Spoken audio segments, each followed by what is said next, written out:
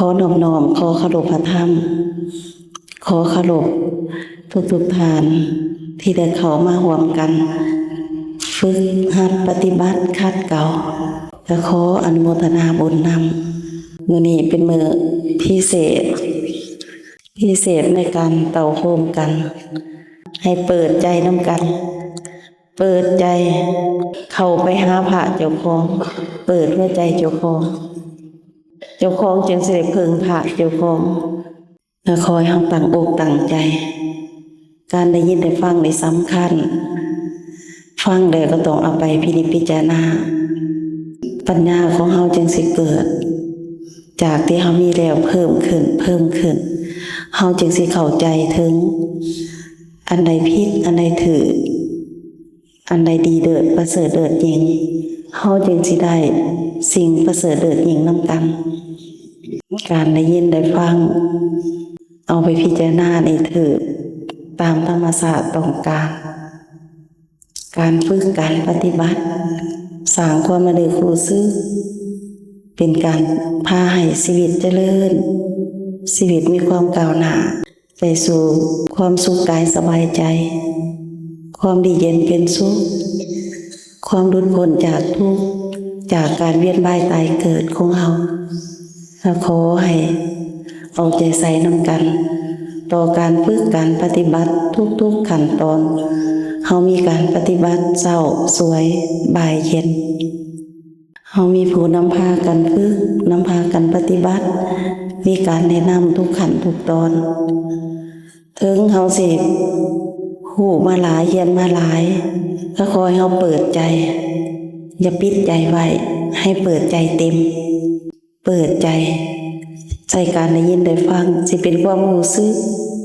หรือเป็นการฝึกการปฏิบัติก็ขอให้เฮาเอาแบบ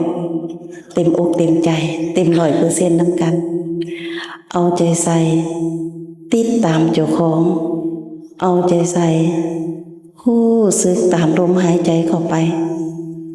ลมหายใจเข้ายาวออกยาวก็ฮู้ลมหายใจเข้าสั้นออกสั้นก็ฮู้ว่าลมหายใจเข้าเป็นอย่างไรฮู้ว่าลมหายใจออกเป็นอย่างไรเฮาต้องฮู้เองเห็นเองเฮาต้องฮู้ละเอียดเองฮู้เฮาจึงสิแจ้งในสิ่งที่เกิดขึ้นกายของเฮาตาเฮาฝึกใจของเฮาตาเฮาฝึกเฮาสิเห็นความเปลี่ยนแปลง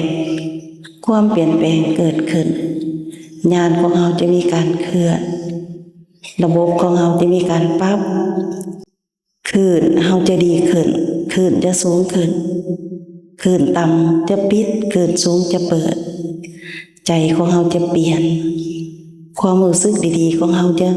เต็มอยู่ในหัวใจความรู้สึกถูกความรู้สึกบ่ดีความรู้สึกวุ่นวายสับสนจะหมดไป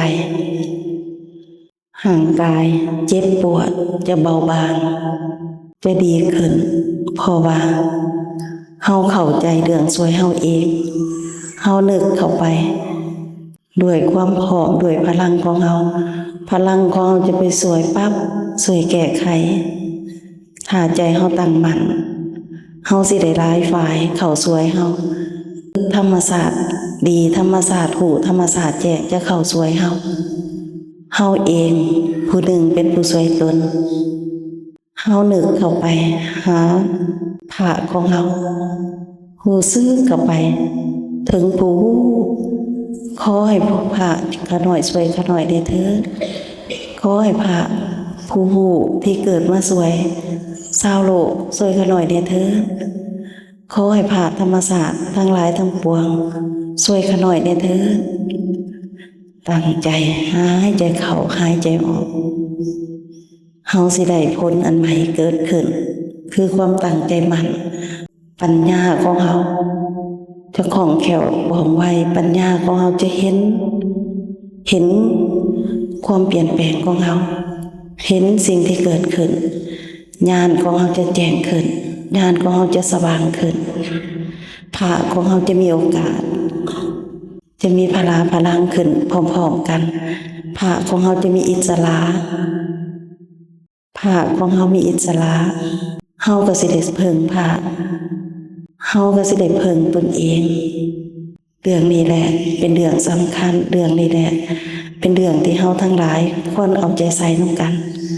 ควรเข้าใจนำกันฝึกตนเพื่อเพิ่งตนเพื่อตนสิได้เพิ่งตนตอนยังก็ได้เพิ่งชีวิตยกไปทั้งห่างกายตายไปเป็นดินเป็นน้ำเป็นไฟเป็นลมแต่ส่วนในกายยังเหลืออยู่ยังไปต่อไปตามบุญไปตามกรรมไปตามบุญไปดีไปตามกรรมไปถูกข์ไปทนทุกข์ไปทรมานไปลำบากก็ขอให้เฮาญาติความทุกข์ทนทรมานต่อขอให้เฮาเอาใจใส่ว่าไปตามบุญดีเฮาต้องสร้างสิ่งดีสิ่งประเสริฐเลิศยิ่งคุณงามความดีเฮาก็ต้องสร้างความหักความเมตตาเฮาก็ต้องสร้างความระลึกความรู้สึกเฮาต้องสร้างสติพาให้เฮาระลึกได้สัมปชัญญะพาให้เฮารู้สึกตัวสองอย่างนี้จะพาให้เฮาออกจากสิ่งงมงายจากสิ่งศักดิ์สิทธิ์อำนาจจากฤทธิ์พิษสงอำนาจทั้งหลายทั้งปวงจากสิ่งทวงเดิมที่เฮาพากันดงกันเฮาทั้งหลายพากันดงกันหลงกับสิ่งปลุกเสกสิ่งเสียสารปั่นแต่งสิ่งสร้างขึ้นสิ่งหล่อหลอมขึ้นแต่เฮาบ่หล่อหลอมเฮาเองเฮาบ่ตอบเฮาเองเฮาบ่เอาใจใส่กับธรรมศาสตร์เฮาเองธรรมศาสตร์เฮาถูกทับธรรมศาสตร์เฮาบ่มีแรงบ่มีพลังธรรมศาสตร์เฮาเจือปนวันนี้ในวันต่อไปขอให้เฮามาเจรไนใจแยกกายวาจาใจของเฮาให้สะอาดขึ้นการคิดถ้าใจเฮาสะอาดเฮาก็จะคิดดีคิดถูกคิดดีคิดพอดีคิดถูกคิดชอบการเว้าเฮาก็จะเว้าแต่สิ่งดีๆเว้าดีเว้าถูกเว้าชอบการกระทำเฮาก็จะทำแต่สิ่งเป็นประโยชน์ให้แก่ตนให้แก่ผู้อื่นให้แก่ชาวโลกนำกันเฮาสิหลีกเลี่ยงได้ทางพิษทางเป็นพิษเป็นภัยชีวิตเฮาก็สิมีแต่ความปลอดภัยเฮาสิอยู่ในความปลอดภัยสูงฤทธิ์พิษสงอำนาจมืดไปความบ่ฮู้บ่แจ้งมืดไปมีญาณเจ้าของสวยเจ้าของมีผาดเจ้าของสวยเจ้าของตอนใจขาดจากห่างกายไปเข้าสู่ธรรมศาสตร์ได้ตอนใจยังบ่ทันขาดธรรมศาสตร์ก็เข้าสู่ธรรมศาสตร์ได้นี่คือจุดประสงค์ของเฮาทั้งหลายเต่าโฮมกันเฮาทั้งหลายตั้งใจช่วยกันช่วยเพื่อให้เฮานี่เข้าสู่กรอบสู่กฎกฎหมายกฎธรรมศาสตร์กฎธรรมศาสตร์เฮาเองเป็นเรื่องที่เฮาควรเข้าใจนำกันเป็นเรื่องที่เฮาควรเอาใจใส่นำกันเพื่อเฮาสิมีแต่ความดีเย็นเป็นสุขพ้นทุกข์ถึงสุขนำกันทั้งชาวลาวชาวโลกนำกันเพิ่งกันได้กันเพิ่งธรรมศาสตร์นำกันเพิ่งธรรมศาสตร์บริสุทธิ์เพิ่งธรรมศาสตร์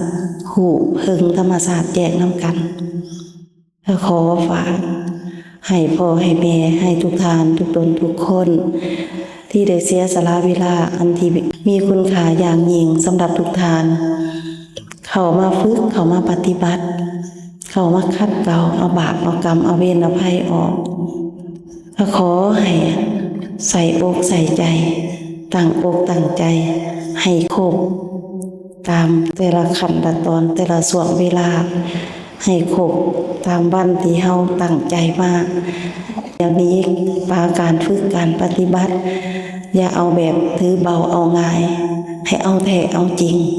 ให้เห็นว่าสิ่งที่เฮามาเอาเนี่ยเอาสิ่งประเสริฐเลิศยิ่งสาธุสาธุสาธุขอให้รู้ให้แจ้งให้สว่างนำกันทั้งหมด